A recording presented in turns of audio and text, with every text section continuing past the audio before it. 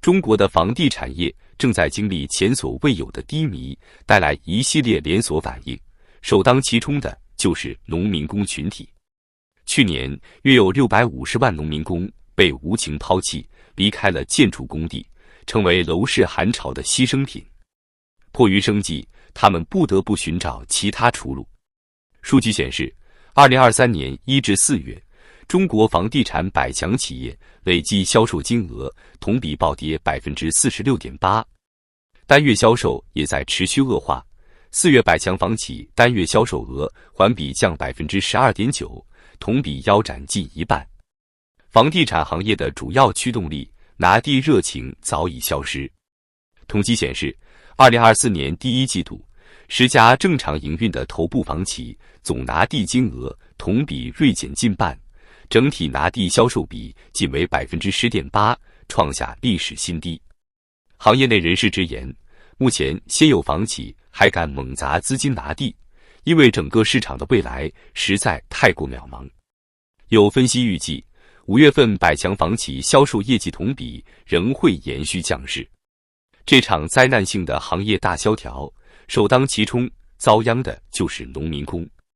农民工一直是房地产和建筑业的主力军，他们用满是老茧的双手拼搏打拼，为中国经济建设做出了巨大贡献。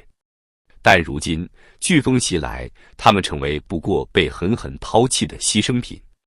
最新统计显示，2023年建筑业就业的农民工比例下降了 2.3个百分点。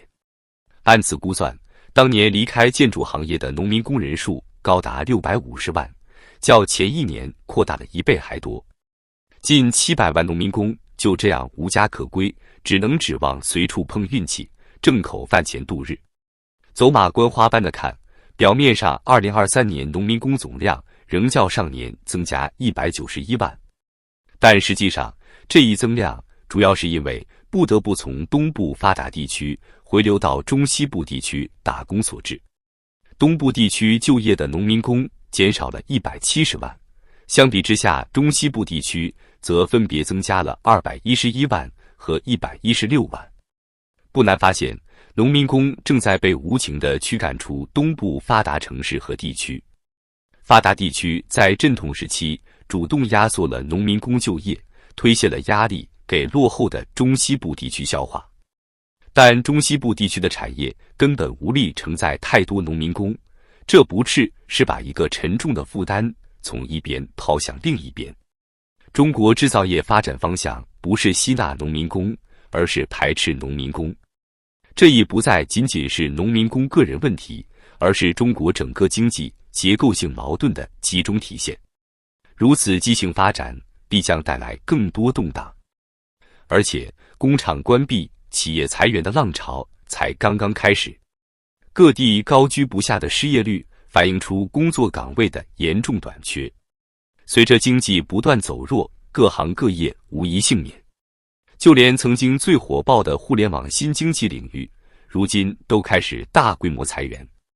广州数万家商铺门可罗雀，北京商圈陷入冷清，被形容为荒城、鬼城。有农民工透露，一些年轻人失业后太过拮据，甚至不得不去卖血为生。在这场前所未有的经济危机中，农民工处境最为艰难。不仅工作机会极度稀缺，就连农村老家那点微薄的农活收入也愈发捉襟见肘。打工也不好打了，房地产完了，农民工打工都没地方干。种地不挣钱，一年收入1000来块钱吧，本钱扣除农资等开支，剩下1000块钱够干啥？山东农民张先生无奈地说，现在啥产业都赔钱，就谁都不干了。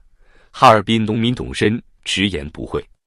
生于70年代的他，见证了上世纪90年代的大萧条，如今再次遭遇如此动荡时期，不免觉得历史再次重演。能让干活就行，不挑了。58岁的河北电焊工史先生，去年为了找活，曾跑到几千里外的广西、江西打工。现在他宁可拿多少钱都行，只要有活干就好。对于像史先生这样年纪较大的农民工而言，生存已是当务之急。工作收入就是他们整个家庭的命脉，失业就意味着生计陷入绝境。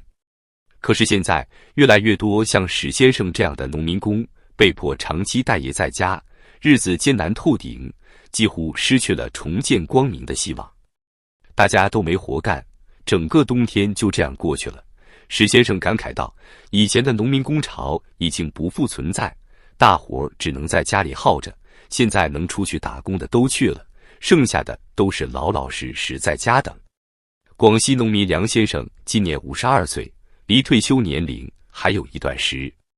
由于身体原因，他已不像年轻时那样有精力在建筑工地上耗力干活。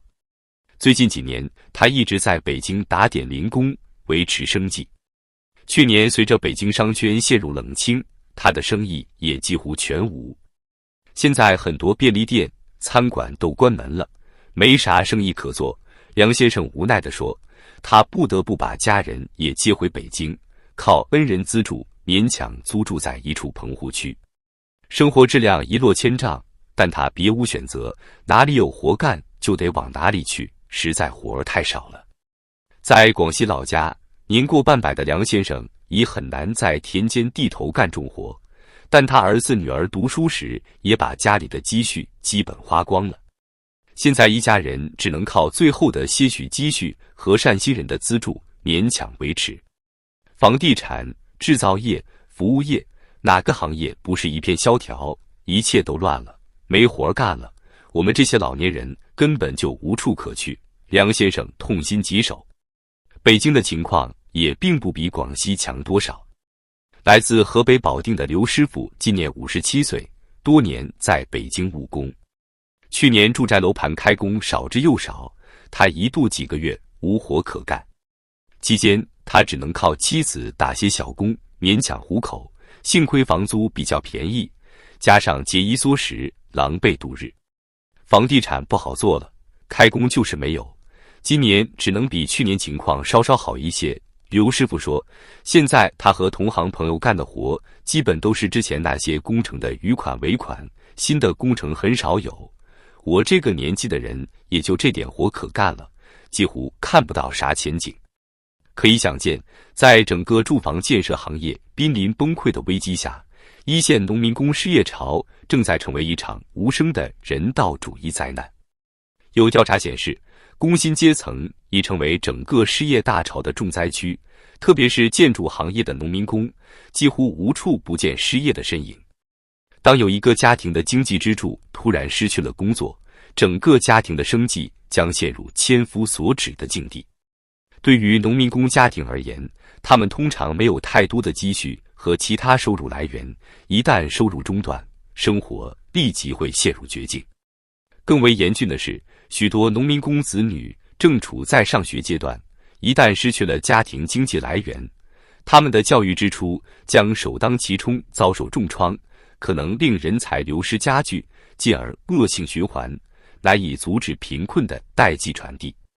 此外，还有一大批像史先生和刘师傅这样年龄逐渐大了的农民工，他们离退休年龄已经不远，但由于资历和储蓄都不足，导致无法顺利退休。如果连最后一点收入来源也中断，他们的晚年生活将无以为继，只能沦为社会的沉重负担。种种悲惨遭遇无不反映出中国经济面临的巨大危机。中国房地产业被称为最后一根救命稻草，却如今陷入了空前的窘境。而承载着农民工阶层希望的建筑业也应声破碎，几乎所有领域都笼罩在阴云之下，危机还在持续蔓延，制造业投资几近停滞，消费信心全面萎靡。这是一场惊心动魄的经济寒潮，是几十年来前所未有的大萧条时代到来。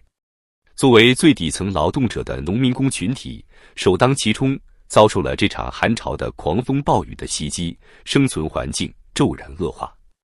他们曾用自己的勤劳和汗水为中国经济发展做出了无可估量的贡献，但如今却被这个飞速崩塌的时代无情抛弃。这场空前的危机究竟会将中国带向何处？无数农民工家庭的前景将会如何？寻找一线希望的曙光，必将是一条漫长而艰难的道路。